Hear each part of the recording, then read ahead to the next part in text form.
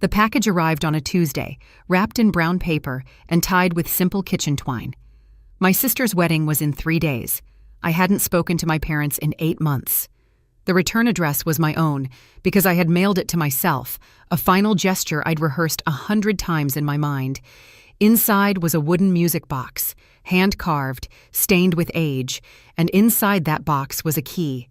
Not to a house, not to a car. A key to nothing anyone would recognize. My mother would open it first, because she always opened things first. She would find the key, turn it over in her palm, and remember. And then she would realize what I'd actually done, what I'd chosen, and why I wouldn't be there to see her face when she did. Daniel Rivera was 34 years old and had been a high school history teacher for 11 years. He lived alone in a modest apartment above a bookstore in Portland, Oregon, a place that smelled perpetually of aging paper and the dark roast coffee he brewed every morning before dawn. His routine was immovable. Wake at 5:47, make coffee, read for exactly 40 minutes, dress in the same style of neutral-colored button-downs, and walk the 8 blocks to Jefferson High School. His students described him as kind but distant, the kind of teacher who remembered every name but never shared anything about himself. They didn't know he'd been engaged once, 7 years ago, to a woman named Elena who'd left him without warning.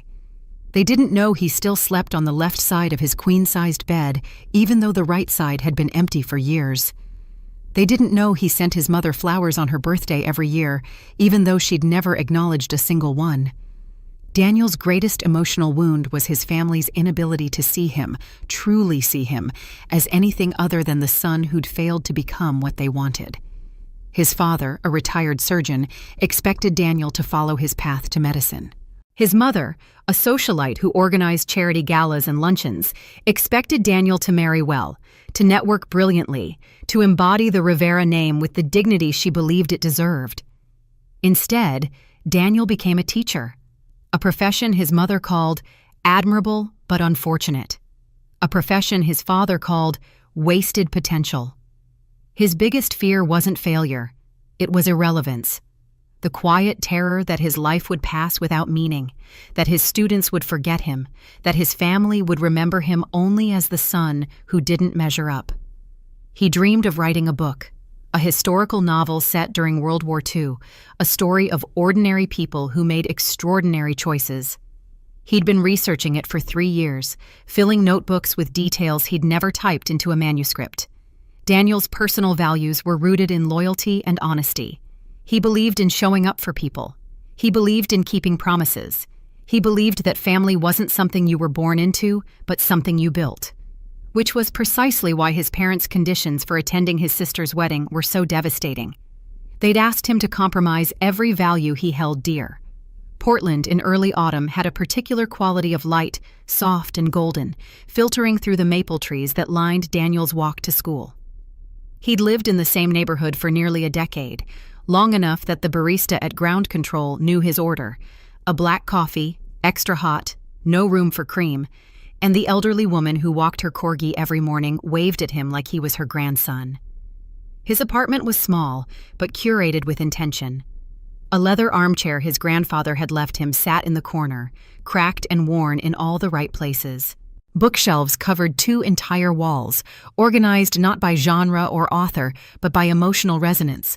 Books that made him feel hopeful on one shelf, books that made him feel less alone on another, books he'd given up trying to finish on the bottom shelf where he could ignore them. On his desk was a photograph of his sister, Camila, taken when they were children. They were at the beach, their faces smeared with ice cream, their laughter frozen in time. Camila had been his ally in the Rivera household, the one person who understood that their parents' love came with invisible price tags. She was younger by 3 years, but often more perceptive.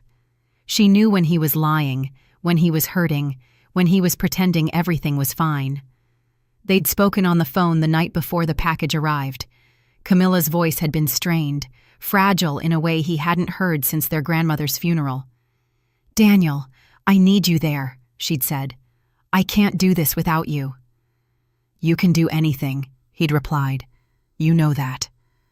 But I don't want to do this alone. I don't want to walk down that aisle and see empty chairs where my brother should be sitting." He'd wanted to tell her the truth then, that their parents had given him an ultimatum, that he'd been forced to choose between his dignity and his family, that he'd made a decision she might never understand. Instead, he'd said nothing.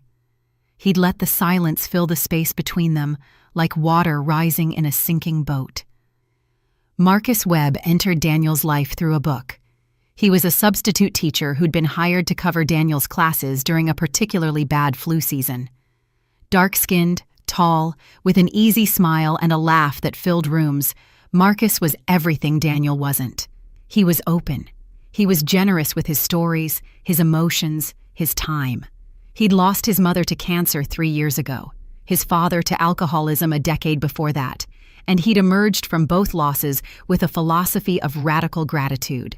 Their friendship began in the teacher's lounge, a gray room with a coffee machine that never worked properly, and a stale donut tray that seemed to be preserved from a previous decade. Marcus had been reading a history book that Daniel recognized as his own copy, a loan he'd completely forgotten he'd given.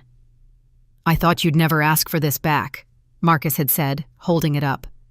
"But now that I'm finished, I have to tell you, you should write your book. This research is incredible. The stories you've collected about ordinary people during the war, that's not just history, that's humanity." Daniel had felt something crack open in his chest. It was the first time anyone had recognized the importance of what he was trying to do. The first time anyone had seen his quiet passion and called it by its name. Their shared routines developed slowly. Coffee on Fridays at ground control. Saturday evening phone calls that stretched into hours. A running joke about the cafeteria's mystery meat that had become so elaborate it had its own mythology.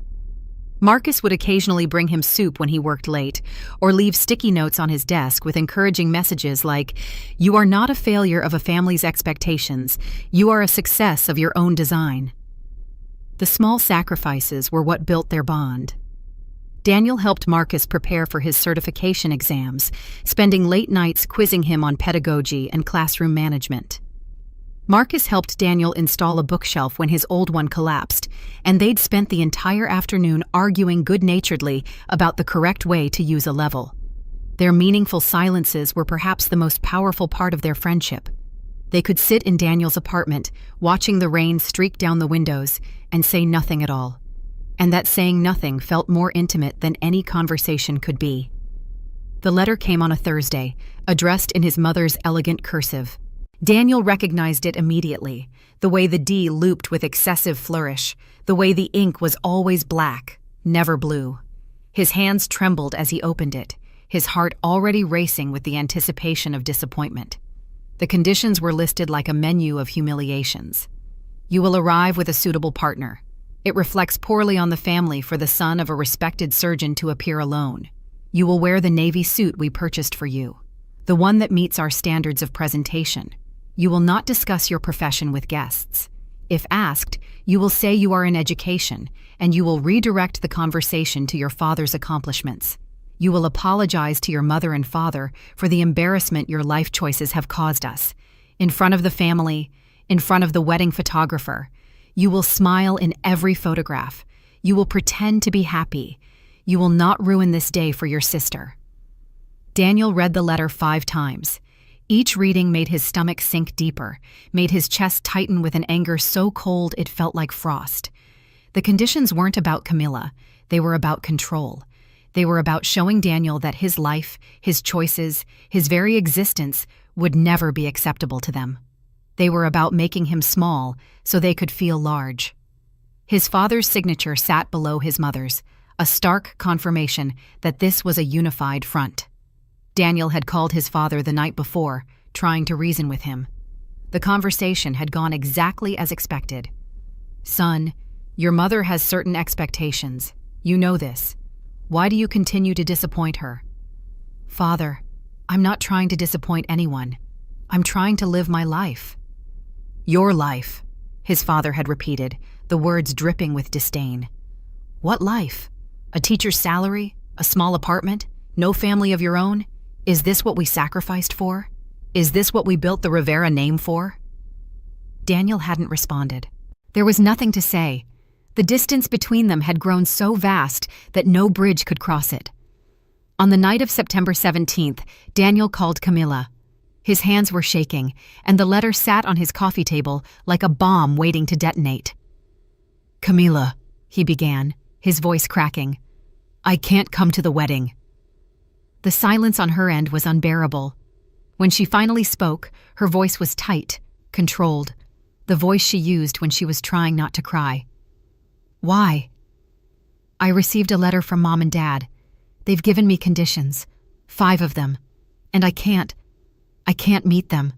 I won't meet them." "What conditions?" she asked. Daniel read them aloud. Each word felt like a stone being thrown into still water. When he finished, Camilla was sobbing openly. "Daniel, that's not fair.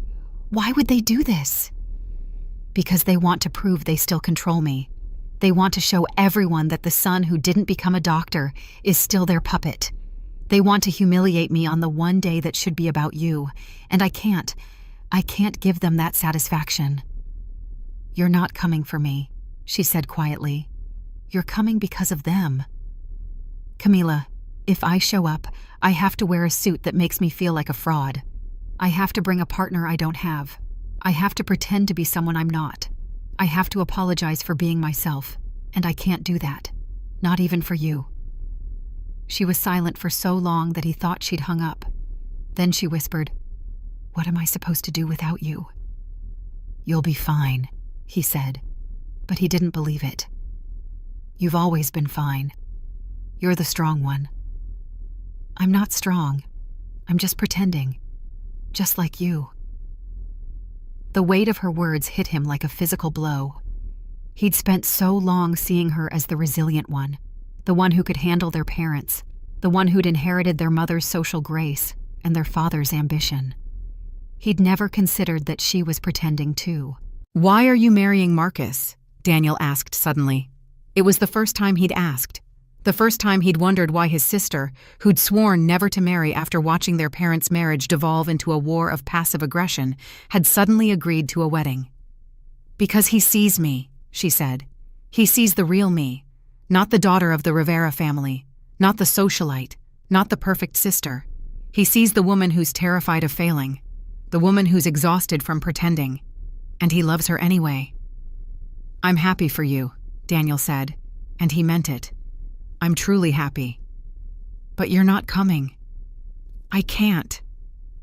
Daniel spent the next week making a decision. He thought about the key hidden in the music box, the one he was planning to send, and wondered if it was the right choice. The key was his grandmother's. She'd given it to him on her deathbed, a small brass thing tarnished with age, and she'd whispered, "This opens a vault, not a bank vault, a vault of memory. Use it when you need to remind someone of who they really are." His grandmother, Teresa Rivera, had been the matriarch of the family. She'd been a teacher too, in the days when it was considered an acceptable profession for a woman. She'd loved Daniel fiercely, understood him in ways his parents never could. She'd told him once, "Your mother wants you to be something you're not, and your father wants you to be something he never was. But you, Daniel, you get to decide who you are. Don't let anyone take that choice away from you." The key had been sitting in a drawer for 8 years. Daniel had never used it. He'd never needed to, until now. On the Monday before the wedding, Daniel packed the music box carefully.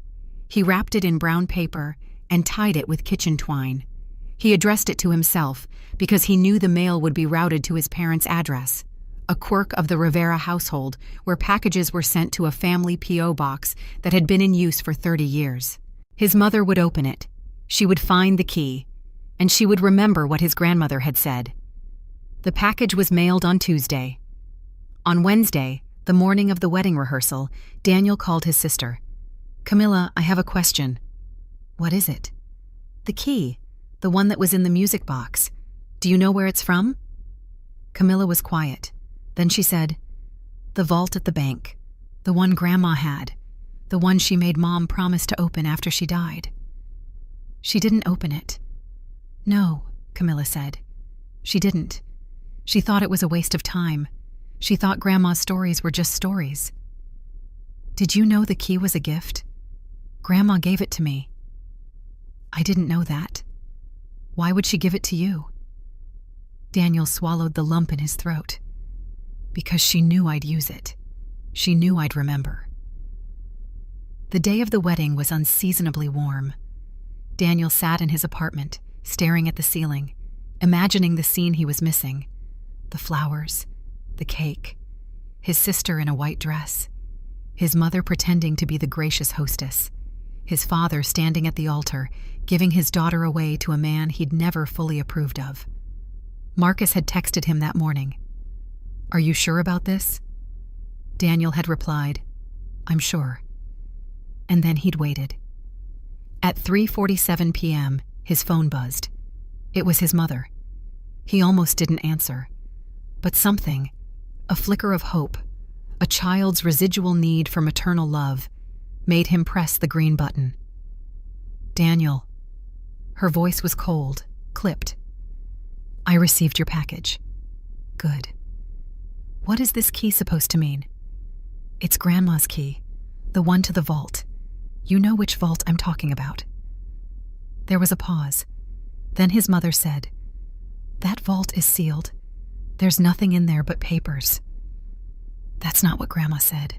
She said there was something important, something she wanted us to see." "You're lying. This is a trick. You're trying to ruin your sister's wedding because you're bitter about not being allowed to come." "I'm not bitter," Daniel said. "I'm not coming because of the conditions you placed on me. But I'm sending you this key because I want you to understand something. I want you to understand that you spent your entire life trying to be the perfect Rivera, and you forgot to be a person. You forgot to be a mother. You forgot to be a daughter. And I want you to know that the vault is full of Grandma's letters. Letters she never sent. Letters to you. She wrote them every year on your birthday, and she never mailed them. She said you'd understand when you were ready. She said you'd find them someday." His mother was silent for so long that Daniel thought the call had dropped. "When she died," his mother finally whispered, "she told me to trust you. She said you'd be the one to show me who I really was. I didn't understand. I thought she was just being sentimental."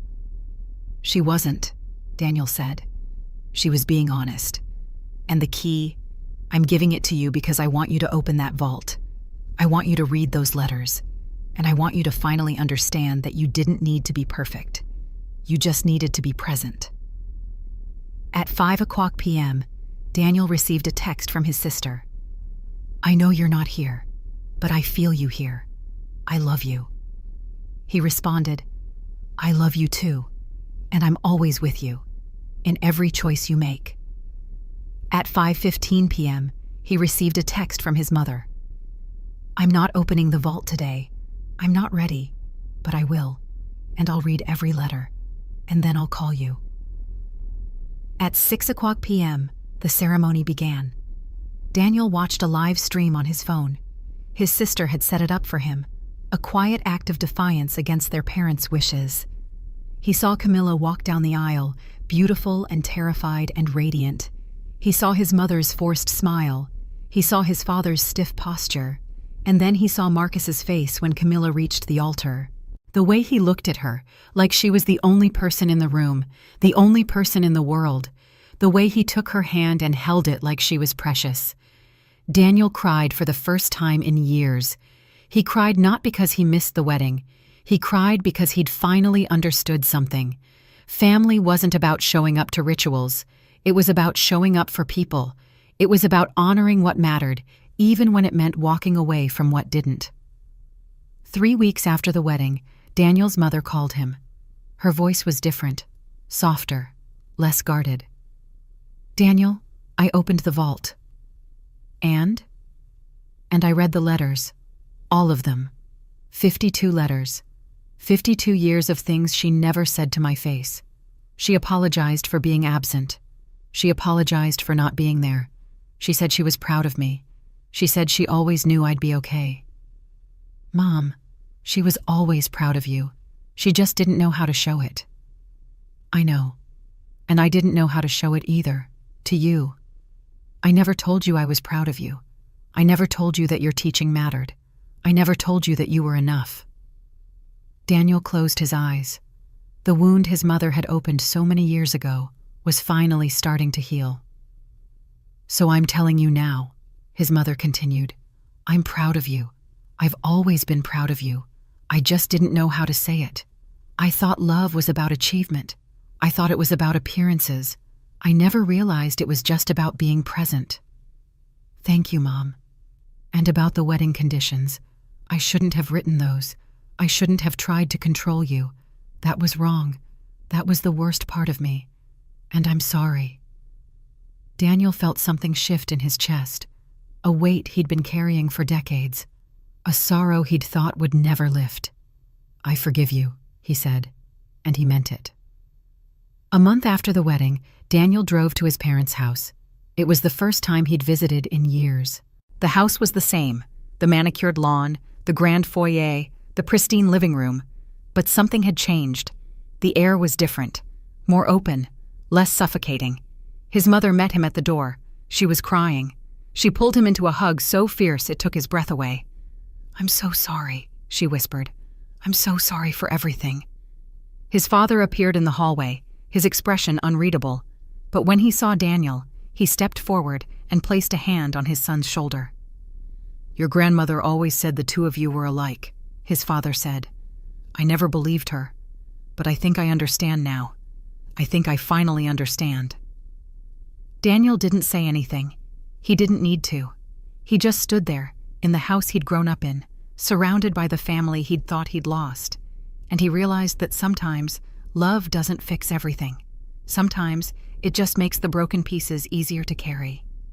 Before he left, Daniel asked his mother for the music box. She brought it to him, her hands trembling. "I don't know how you knew," she said. "I don't know how you knew that key would open more than a vault. I don't know how you knew it would open my heart." "I didn't know," Daniel said. "I just hoped." He opened the music box. The tiny dancer inside spun to a melody his grandmother used to hum, and Daniel placed the key back inside, exactly where he'd found it. "That key," he said, "isn't for opening vaults. It's for opening doors. Doors we're too afraid to walk through. Doors we've closed because we thought it was easier." His mother smiled. It was the first genuine smile he'd seen on her face in years. "Then I'll keep it," she said, "and I'll use it to open the door to you." When Daniel returned home, he found a package waiting for him. It was addressed in his grandmother's handwriting, a letter she'd left with the lawyer to be delivered to him on the day he finally let go of his family's expectations. The letter read, "My dearest Daniel, if you're reading this, it means you've done what I always knew you'd do. You've chosen yourself, not in a selfish way, in a sacred way. You've chosen to honor the person you were meant to be. I know your mother. I know your father. I know they don't understand you, and I know that's been the great wound of your life. But I want you to know something. I've always seen you. I've always believed in you, and I've always loved you. Not for what you could become, for what you already are." The key was a gift, but it wasn't just a key. It was a promise that one day your mother would understand, that one day she'd see the beautiful soul you've always been. And when that day comes, I want you to remember that love isn't about being perfect. It's about being present. It's about showing up, even when it's hard. It's about choosing someone again and again until the choice becomes natural. I love you. I'm proud of you. And I'm always with you. With all my heart, Grandma Daniel cried as he read the letter. He cried for the grandmother he'd lost. He cried for the mother he'd found.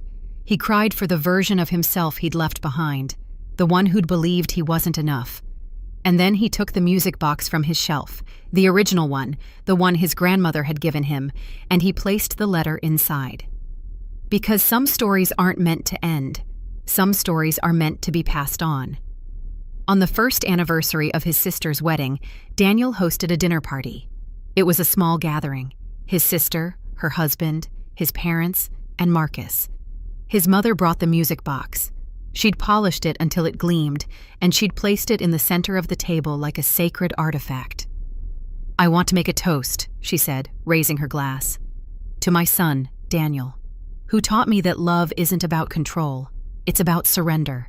It's about letting go of everything you think you need and embracing everything you already have.